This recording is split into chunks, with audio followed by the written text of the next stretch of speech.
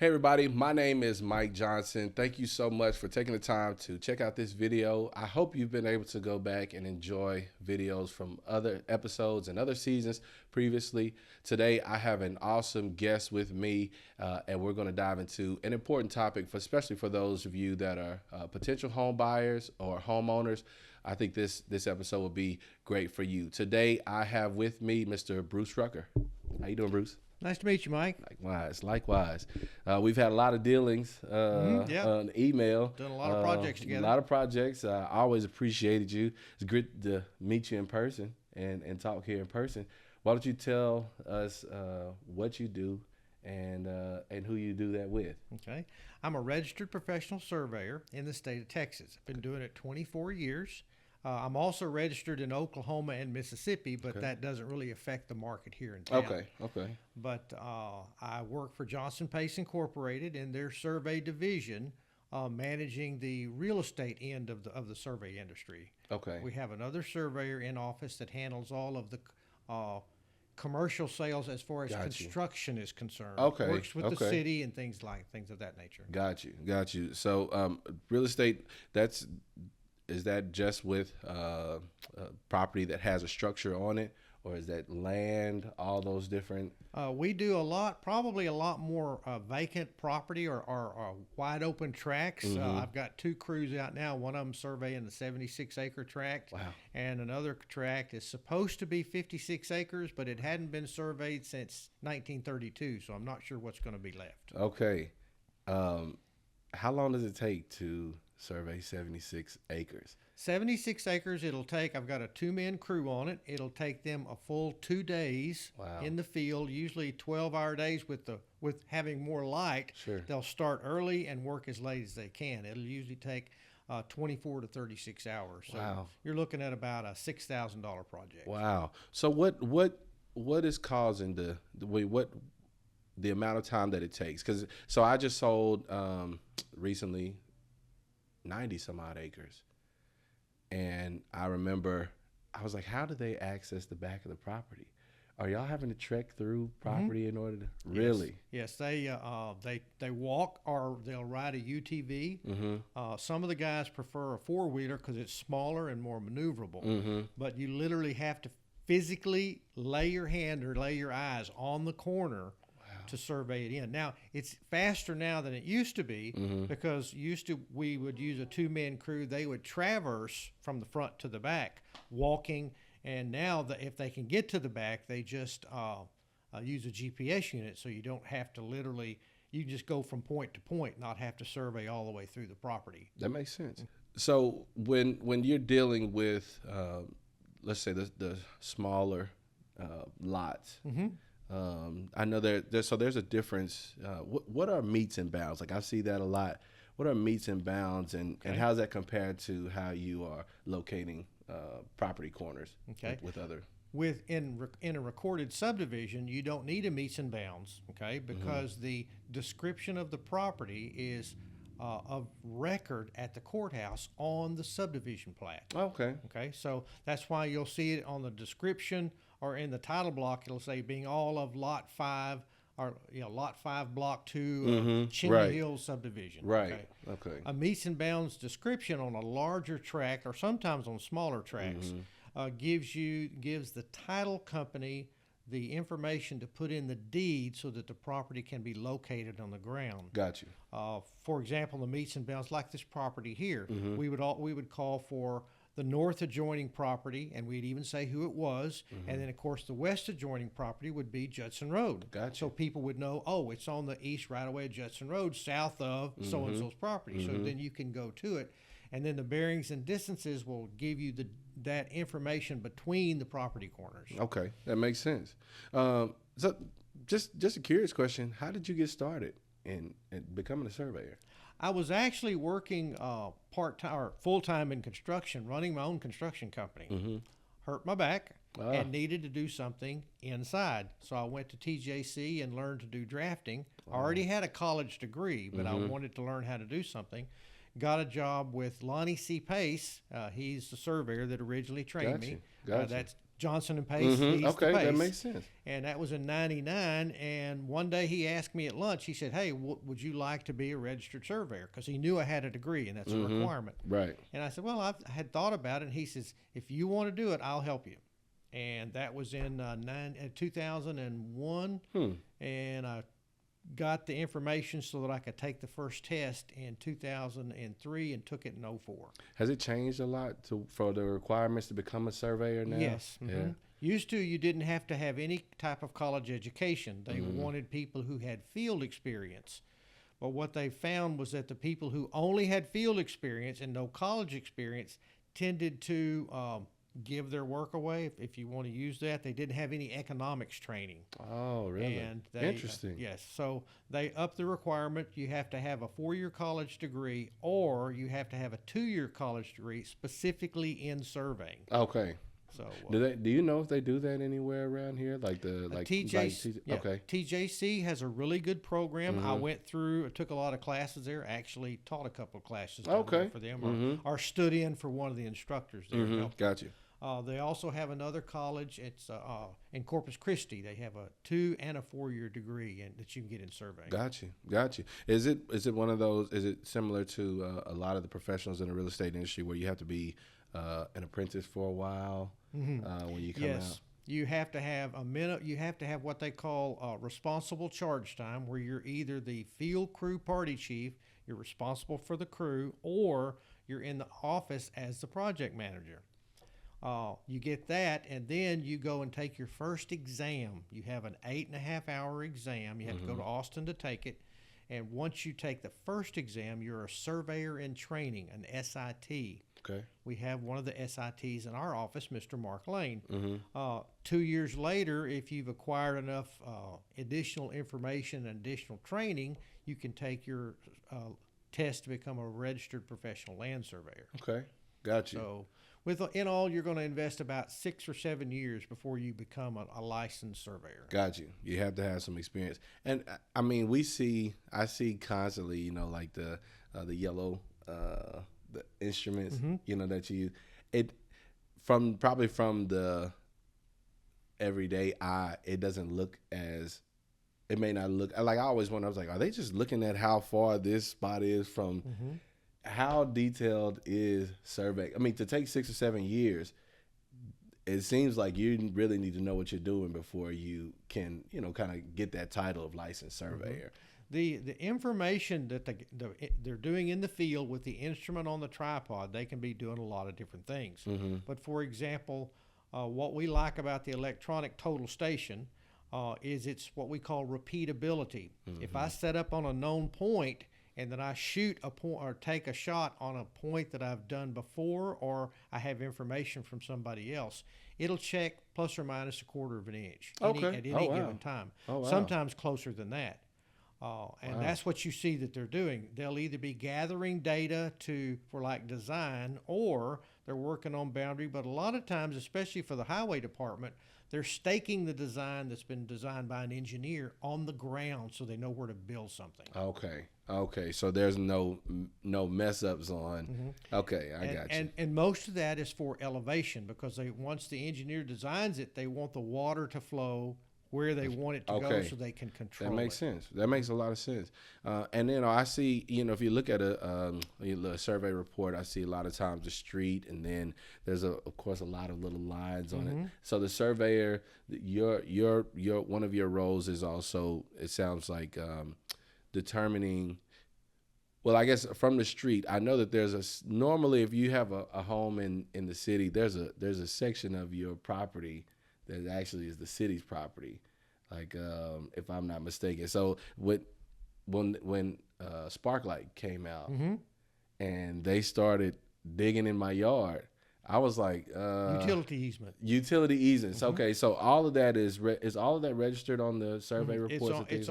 Should be on the plat. And if it's in a platted subdivision, it'll be on the subdivision plat. Sure. Sometimes it won't be on the subdivision plat, but if you go to the restrictions of record at the courthouse, which is what the title company will normally give the surveyor, it'll say the first 10 feet of the lots along on each side of the street is a unobstructed utilities. Okay, You know, that's interesting. And you want the gas people to get to your house. Sure, I mean, sure. you want them all to get there, Right. and they have to legally have some place to go. Right. And so that they can put it in there. Sure. If you could break it down very simply for the common everyday home buyer, homeowner, because I mean, people ask you all the time, why do I need a survey? What would you tell the everyday homeowner, home buyer, property owner, why they need a survey? First of all, you want to know where the boundary of your property is. Okay. Second of all, if you're buying a home, your lender is going to require it, because if he's going to lend money on it, he wants to make sure where the house is or where the structure is in reference to the boundary lines. So, and that's what they're looking for. Gotcha. The title company will also want that, because that way they're not responsible for the survey exceptions. The surveyor becomes responsible. So, and that's when they'll put in the title policy. They take exceptions to a lot of things until a survey has been performed. Okay. Do you hold a lot of liability when it comes to these? Yes. Okay. There is liability on anything that we do. Sure. We have liability insurance, but I'm kind of follow the rules guy. I'm very particular. If I put a plat out that shows that, it's not going to keep me up at night. Sure. Because I've jumped through every hoop that I can find to make sure it's correct. And I didn't know until about 2 or 3 years in that not all surveyors hold that standard. Can you talk a little bit about because I told you before we got on, you know, I know that I sing your praises from the first time that we exchanged emails. I could tell that there was a difference in your service. I want to tell you, for one, that I really appreciate it. I'm 6 years in, but, you know, in this industry, you have to keep learning and learning and learning and learning. I've always appreciated your professionalism, how you respond, how you've educated me on a lot of things. Where does that come from for you? Well, to me, it's customer service. I want to take care of people, okay? But at the same time, just like I said, when I go home from the office at night, I don't want to worry that I've made a mistake that's going to come back and cause me problems. I've had problems like that, but if you have a problem, you need to work diligently to fix it so that the client, the customer, is taken care of, because that's what it is at the end of the day. Sure. I actually have done a lot more work in oil and gas than I have in residential survey. Okay. And they can be very, very particular, because they're spending millions of dollars to drill a well. They want to know exactly where it is. And they depend on the surveyor to do that for them. So it's just a customer service issue. Sure. Well, for one, like I said, I greatly appreciate that you've always been easy to reach via email, things like that. Very responsive, and also too, I've yet to have a time where I said, "Hey, could you do the survey for me?" You said we could get completed by then, and you got it done. Now, what was it like for you during the pandemic, though? Because we know that home sales went through the roof. Everything was seemingly take a long time. How was it for you over the past 3 years before we finally started to calm down? Well, we went from working 40 hours a week to 70 hours a week. My Lord. And I was working 10 hours a day, 5 days a week. I was working Saturdays, taking calls on Sunday. And I'm not going to answer. I'm not going to just look at the phone and say, I'm not going to talk to Mike today. I'm not going to do that. Now, if I'm busy with something, I may not answer the phone, but then I'll text right away and say, hey, let me call you back. Sure. Because like I said, those individuals are what literally pays your salary and takes care of you. Of course. And we get more jobs word of mouth than you can imagine. But like for when a return client calls me, I'm going to take care of them. Sure. You know, and I'm not going to lie to them. Oh, I need it by next Friday.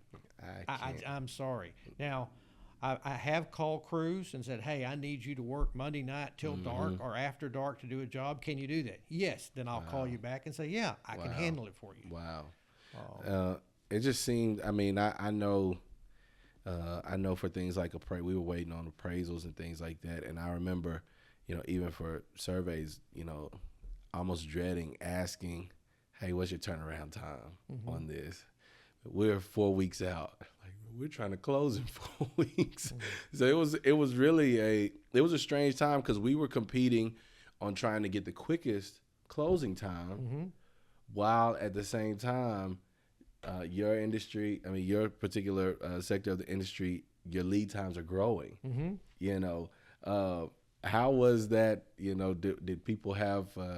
I know that people automatically have unrealistic expectations of surveyors. How was that for you dealing with people, realtors, and customers and clients? It was kind of stressful for me. Like I said, I try to please people, and I hate to tell somebody, I'm sorry, I can't do it. Right. But you kind of get, I don't want to say jaded because I don't think of myself being jaded, but it's more of an honesty issue. If I can do it, I will. If I can't, I won't. Sure. And people appreciate that straightforwardness. Right. Now, like if you have a lot survey, the field crews can do a lot survey in 2.5 to 3 hours. So I kind of use them as filler. For example, if one of the crews came back this afternoon at, let's say 3:30, 4 o'clock and wanted to work a little overtime, I give them a lot survey. They can go do it and get it done. And that's what we do a lot of times, especially with that type of survey a job or survey project, because we know they want to close in 2 weeks. The title company needs it at least a week ahead of the time of closing for them to review it. Right. So we try to work with that schedule. That's why a lot of times I'll ask, when's the closing date? Mike, when are you closing?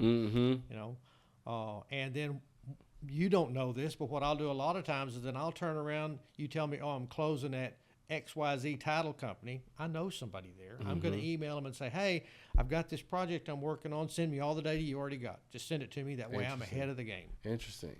And speaking of which, what kind of ways, you know, I always, you know, we're professionals that work hand in hand in order to get one job done. How can realtors and real estate professionals help you to, you know, of course, please our clients as well? What kind of things can we do in order to help you get the job done? Most of the real estate people that I deal with are very professional, and they know that they can look at the real estate listing and they can give me the data that I need. Gotcha. If it's a lot or piece of property in town, just need the address. Okay. I need the address, and to set a job up in our accounting software, I need to know who my client's going to be, John Q. Public, and his wife, and then where the title company is. Gotcha. Most of the people, and you've seen it on my emails, standard information. If I get that, I can open a job, I can go to town. Gotcha. On acreage property, usually the best thing is if it doesn't have an address, chances are it won't. I need the county appraisal district parcel number. Okay. Like in Harrison County, they start with an R. Right. And usually you can, and like in Gregg County, most of them are 5-digit numbers. In Upshur County, they're usually 6 or 7-digit numbers. But if I can get that, then I can find it on the appraisal district, because I have to buy the deed. Legally, I have to buy the deed and all the deeds that are surround that property. Yeah, really? That's a state board rule. I have to have that in my file to prove where the boundary is. Oh, I did not know that. Yeah. That's interesting. It's like if you go look at a subdivision plat, it shows all the lots and it shows all the surrounding lots and where all the corners are. Well, with acreage property, the only place you can locate that is in the county records. So you have to go buy the deed. Like on that 76-acre tract the guys are working on, I bought about 36 deeds at $5 a pop. Wow. So that's why, of course, you got to add that in. That makes sense. Add that into your. That makes sense. 36 deeds for all the I guess connecting. Right. Because you'll buy a deed and it won't have a description. It'll be, say, being the same property as sold in, and it gives you another deed that you got to go buy and check it. So it's kind of a jigsaw puzzle. That's one of the things I like about it. Yeah, I'm about to say is I am, because I'm a puzzle type person. I like to figure things out. And it seems like we've come a long way in not only those systems as far as advancing, not how we describe things. What other things in surveying technology wise have improved your ability to get these jobs done over the years? Well, when I first started, we were using the what's called a theodolite, which is a very basic. You write down all the data. Oh, really? Now then they went to electronic total stations, which had basically a Palm Pilot attached to it electronically or Wi-Fi or by a cord, and it records all the data in there. Then you just import that into your computer. Okay. Now we have my favorite. Okay, we're using Trimble R12Is, which not only have the repeatability of about 1/8 of an inch. Okay. Wow. So when you go out and find a corner with it, but what I like about it is the crew can email me the survey data file just standing out there in the middle of the field. They can email it to me, and I can have it in about 60 seconds. Oh, wow. So as soon as they're finished, it's coming straight to you. Actually, before they're finished, I'll get 3 or 4 reports a day because I want to see where all the corners are, be able to do my computations so that they can set any new corners that I need while they're there and not have to make a trip back. Got you. So it Saving saves everybody the client time and money. Yeah. The only downside is the first one we ever bought ran about $5,000.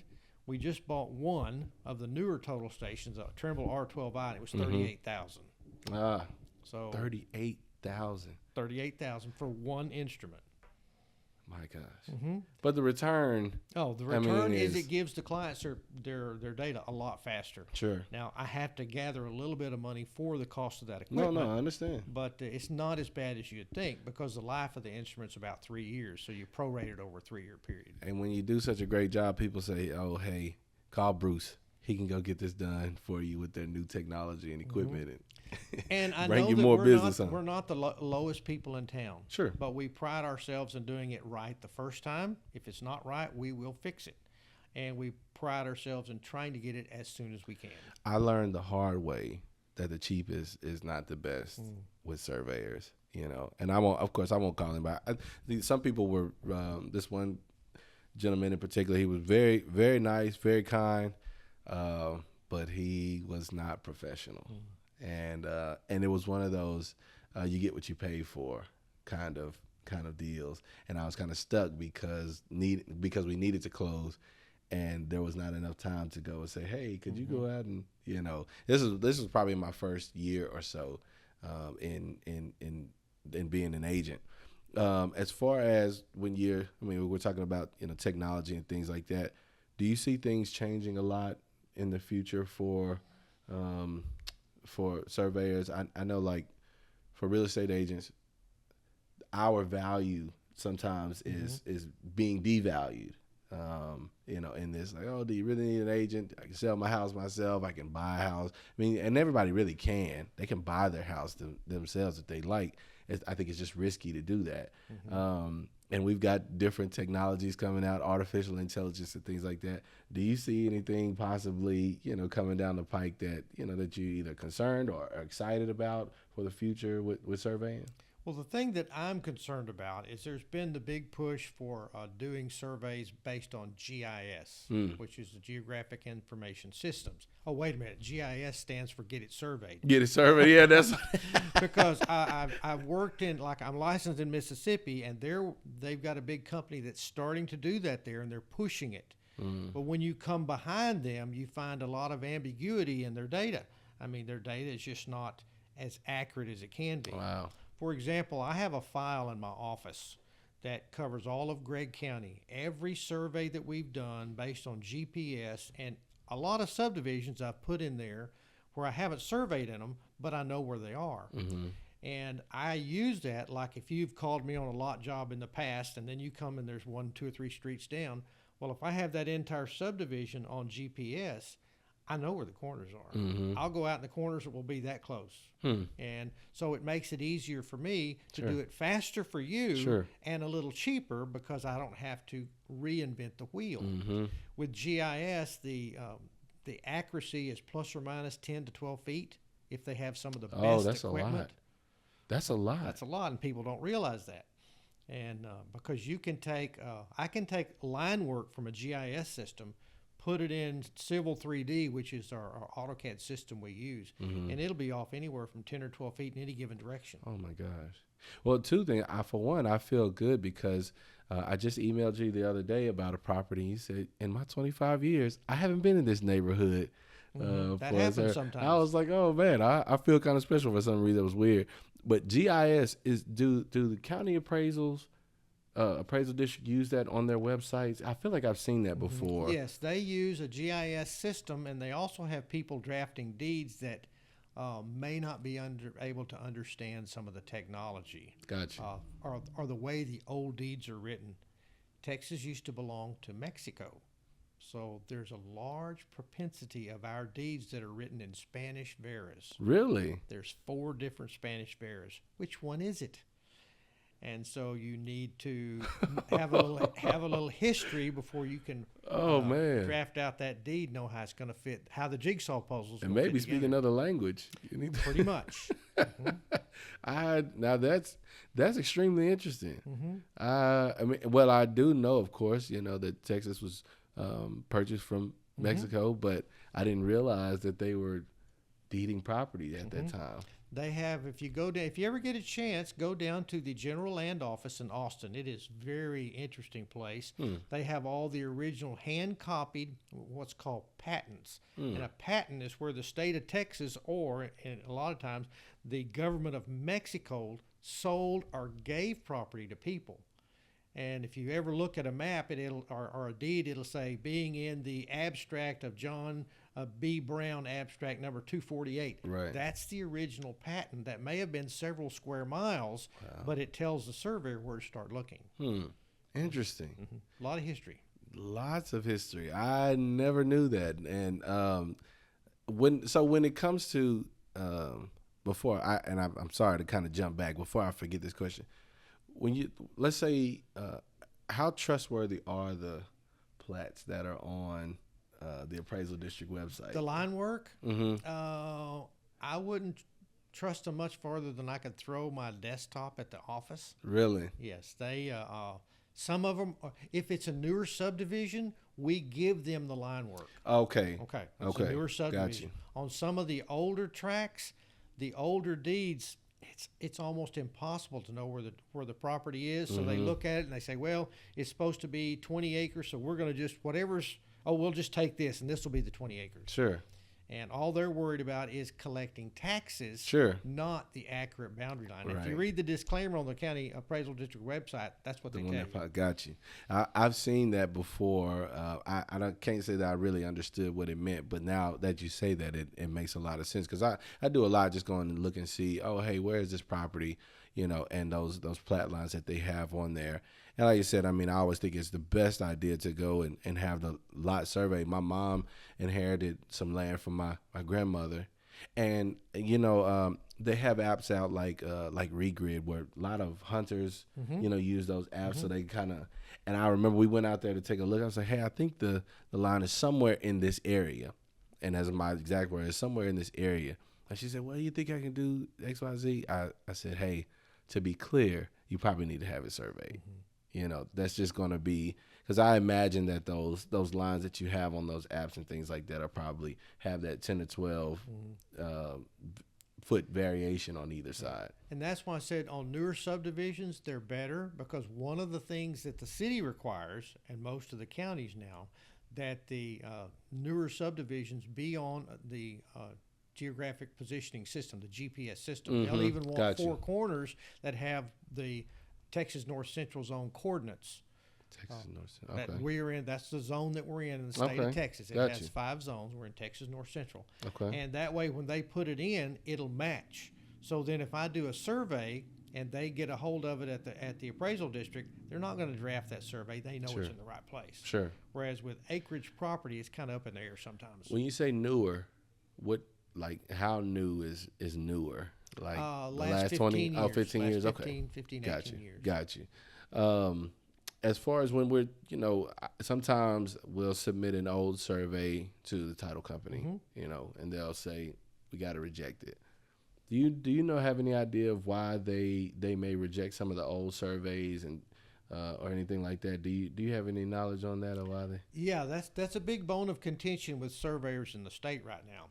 For example, if I did a survey for you, and on a piece of property, your piece of property, and then you sold it, and then you gave that survey to the next person, if they go to use that next survey, they should call and get your permission. You bought it, you paid for it. Oh, it's yours. interesting. And I have people call me all the time. Well, you surveyed this lot for so and so 2 years ago. I want a copy of the plat.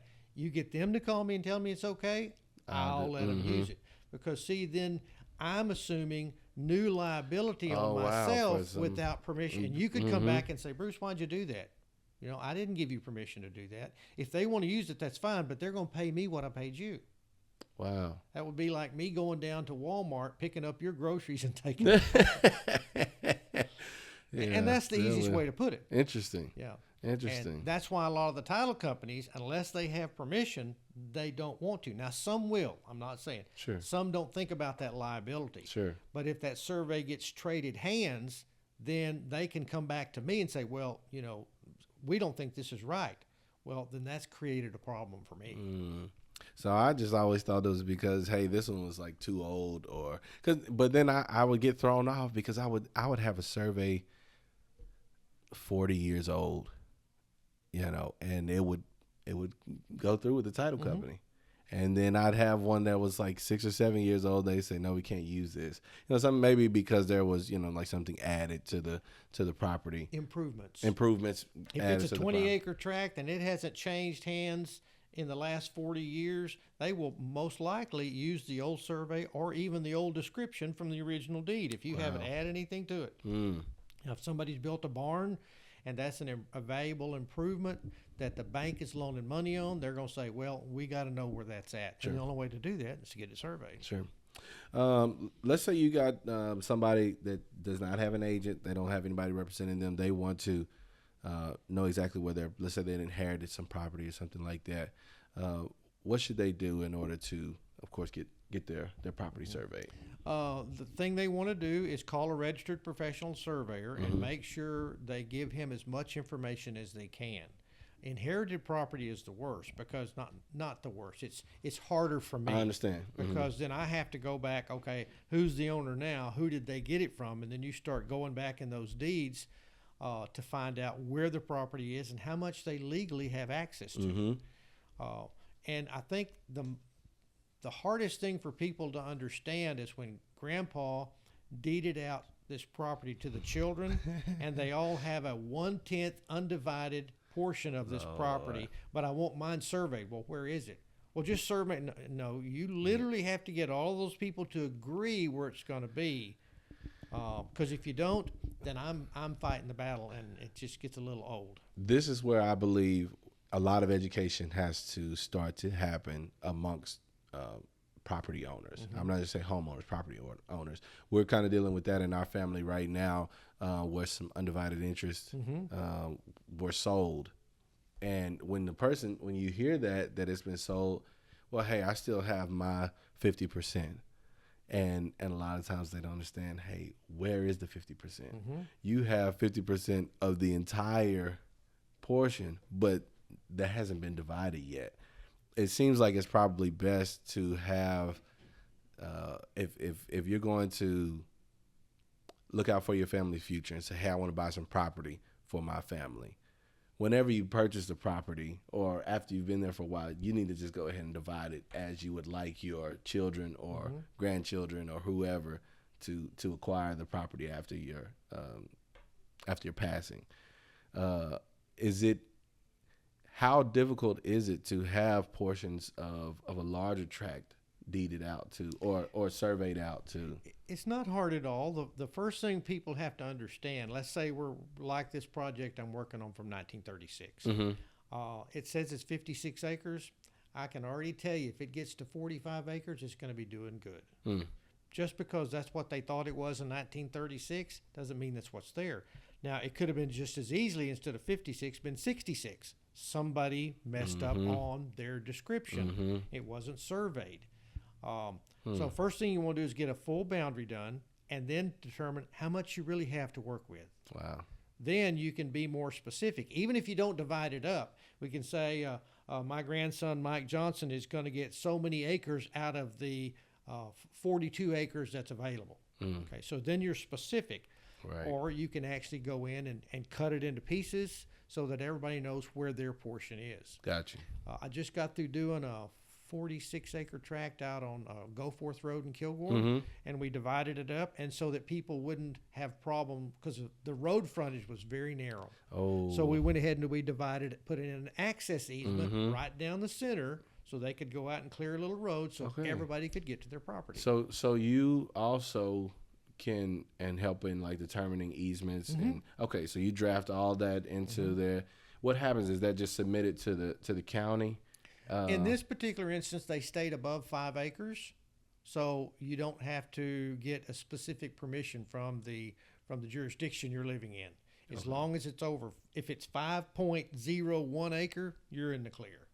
The state law for subdivisions is anything below 5 acres. And then you're going to want to take that survey plat to them and record it, and then get permission for what you're trying to do. Got you. I mean, as far as any easement, does every easement need to be recorded with the county though, just to?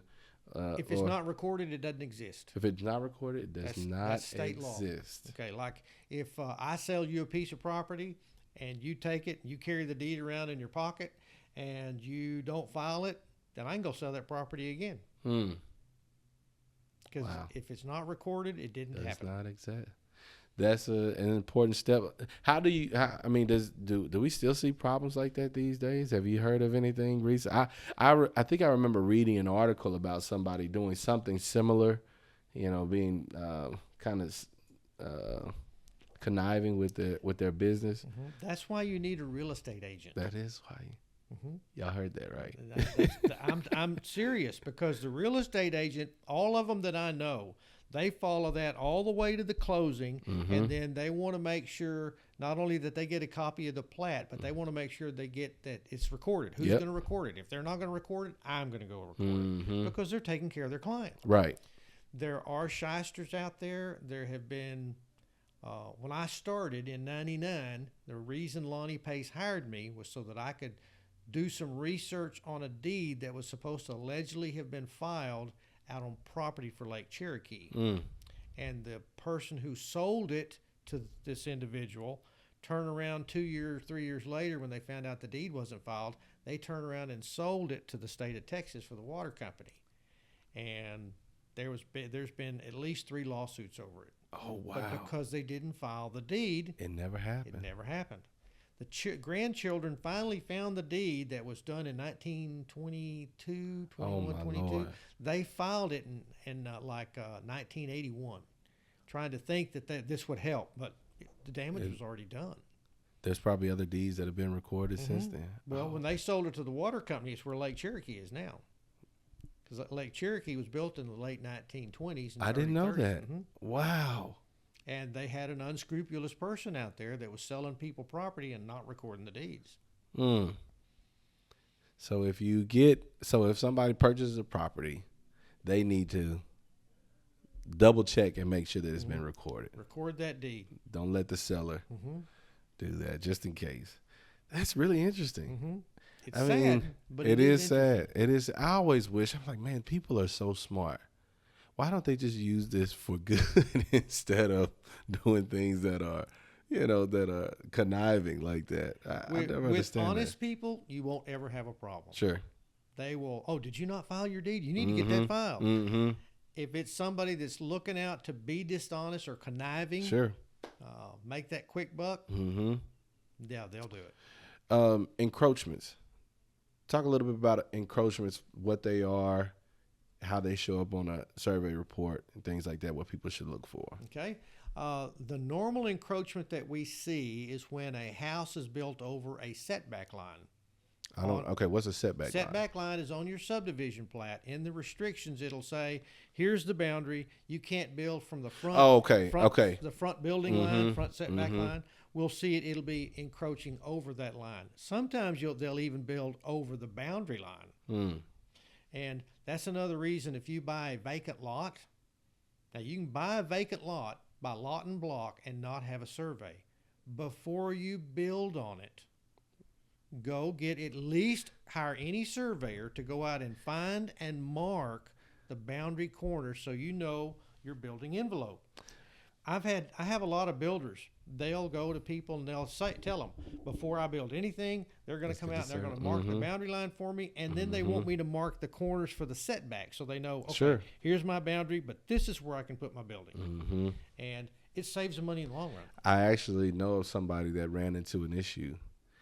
I was told about their issue. They purchased a property. They hired a builder, had the plans and everything. There used to be an HOA. The HOA is gone, disbanded years ago. But when they went to start building, they built over that setback line. So they had poured the foundation, and then the surveyor came out there afterwards, and then they found out they were over the line, and then the lender stopped the whole thing. Even though the HOA was disbanded, they didn't want to take any chances on that. Stopped them at the beginning of their build, and this process has probably went on for several years until they could get everything worked out. And you would think like the builder professional would take care of that for you, but obviously what came to my mind is that they really don't have to wait to get all the proper information.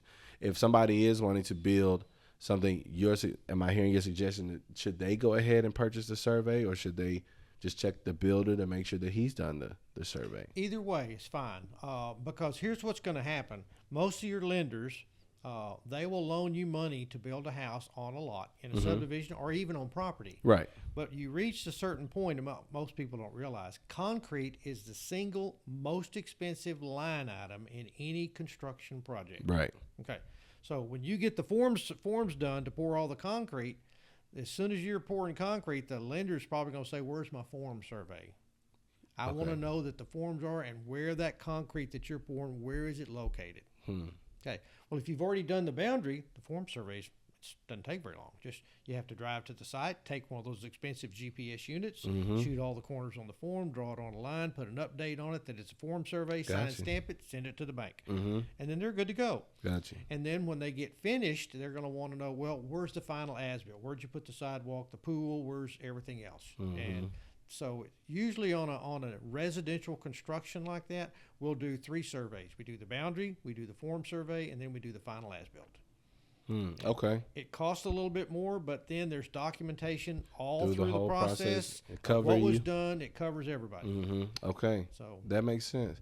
And a lot of times you don't realize how involved each party is in these processes. You think you just show up and just say, oh, hey, I'm gonna draw it right here. So when I'm looking at a survey report, where the building, of course, it's a 2D just outline of the building. Those are GPS. Each corner is GPS. Wow. Okay. Plus or minus about half inch. I thought you were going to say something like a foot. That is not much. That's a tiny amount. The state board and state law says it has to be plus or minus a half a foot. Well, how do you do the pool? Same. Like, how do you draw? Same thing. You go. We shoot the outside of the concrete around the pool, and we shoot the inside of the rim around it. Oh, okay. Interesting. So with a pool on a lot, I mean, it drives the time up because it's just more time. And that's our business. We're not on a percentage basis. It's just time and material. How long does it take to do it? Got you. That makes a lot of sense. And we do a lot of lot surveys, but we don't make any money on them. Oh, really? Yeah, we usually lose money on all of our lot surveys, but we do them for our clients. Interesting. Why is it? Well, little history. In 1992-93, the average survey for lot and block in Longview was like 300 to 350. The average house sale was between 70 and 90. So the average cost of the survey ran about 0.5%. 1%. Okay. $300,000 house now on a lot, real nice house on a real nice lot, 0.5%. Then the survey would run about $1,300. Right. Nobody wants to pay $1,300. Sure. It's just the logistics of it. So we do them for our clients like you and the other realtors just because they need it. Yeah. You need it, it's okay. We're just gonna, and like I said, I use it for filler. It keeps the guys happy. Sure. They're happy. So it's just it's one of those things you do for your clients to to get the job where you can make money on. Got you. Are your guys, are they hourly paid, or are they? Okay. The only people in the office that are salaried would be upper management and all the licensed professionals. Got you. I didn't know if there was like a pay per job kind of thing for. No, we pay by the hour. I think more like this is a skilled trade, in my opinion. I feel like more young people should start looking to acquire these skills, because a lot of us were pushed. I know my generation, we were all pushed to go to college, and get some corporate job or something like that, and then we're starting to see a lot of demand for and low supply of skilled labor. Right. Do y'all is there a shortage amongst Way shortage. Really? We've been looking for additional field people, and they're hard to find. Like if you work at Johnson & Pace, you work in the field, you get full insurance, you get benefit package, you get 2 weeks of paid vacation. If you decide, let's say somebody went to work in the field and decided they wanted to go to college at night, chances are we'll pay for half of it or more. Wow. We'll do books, whatever. We want people to stay in it. Sure. People don't realize, for example, there's about 90,000 engineers in the state of Texas. I checked the other day, there's 2,700 surveyors. 2,700, not thousands. For this big For state? the entire state, and 300 of them live out of state. They happen to have a Texas license. Kind of like you have Mississippi. Right. So really, we only have about 2,400. 2,400 people in the state of Texas that are licensed here. Here's the scary part. For everybody that's licensed in the state, I'm median age. I'm 66. How long do you plan on? Well, I've been told by my company that I can work as long as I want to work. Sure. But when you think about it, if I'm median age, then there's a lot of older surveyors that have their license that aren't working. So realistically, if you think about it, anybody over 70 maybe not be working. So there's probably only 18 to 1,900 working surveyors in the state. So that actually causes me concern for the future, because if you have to go work under somebody in order to get your years of experience before you become licensed, and these gentlemen or ladies are starting to phase out as they approach retirement age, and who's going to train up the newbies? Well, I've got 2 guys I'm training right now. And for example, there is still a system for the state of Texas. Let's say somebody's 16-year-old kid went to work started out at the bottom in the survey industry.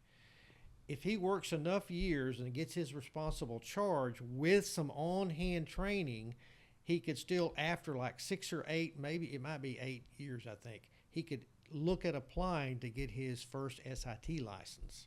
He can skip the college, but he's got to prove that he has the experience to back that up. Do y'all bring in 16-year-olds to come in and We've get had that? several people that we had a couple that I really wanted to stay, but they see a job that's in the AC, in the cool, it's warm in the winter and cool in the summer.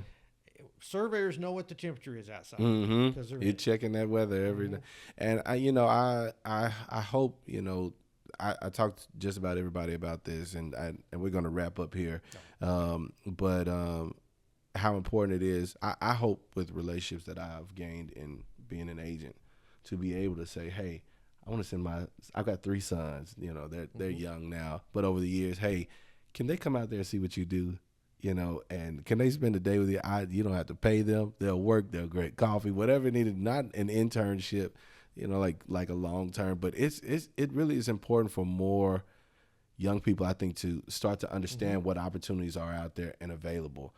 Because surveying is an extremely important work, and I don't think that there's going to be a time in property ownership where surveying will not be an intricate part of owning or purchasing, so it's that, to me, that's job security there. Is if you do things the right way, you're gonna. And we hire kids for internships or all the time during the summer. Like really? Somebody will say, hey, my 16-year-old son needs a summer job. Send him over. We'll talk to him. We can find something for him. If he wants to look at it a couple of days, we'll pay him. If he doesn't like it, that's okay. It's work. It's outside. But I've got one individual, and he's been with us for 16, 17 years. He probably, well, he makes a good hourly salary. I mean, really good. And he works all the hours he wants. When he wants off, he takes off. Sure. And it's one of those things where he's probably our highest paid party chief in the low 30s hourly. And oh, that's good. He knows what he's doing. That's good. And that's the thing. Not only does he know what he's doing, but he's one of those guys, I can give him the data. I don't hear from him during the day. I'm going to get it done. He knows exactly what he needs to do, and he knows how to do it. And I see the paperwork at the end, and I'm like, well, yeah, that's just the way I'd have done it if I'd have been there. So, well, those are all awesome things and super important. I hope more young people will, I know our society is kind of going away from this, but they'll be able to maybe defer some of their gratitude up front to learn skills like this, so that they can have viable opportunity for themselves down the road, and to do something 16, 17 years. Before this, I think the most I was at a place was maybe 2 years, and then I started realizing bouncing around, you never really start getting ahead, So I hope, if y'all are out there listening, that this is a great opportunity for anybody that is looking toward their future and, trying to find an avenue, a way of earning a means for themselves. Bruce, if somebody wants to get a survey, how can they contact you?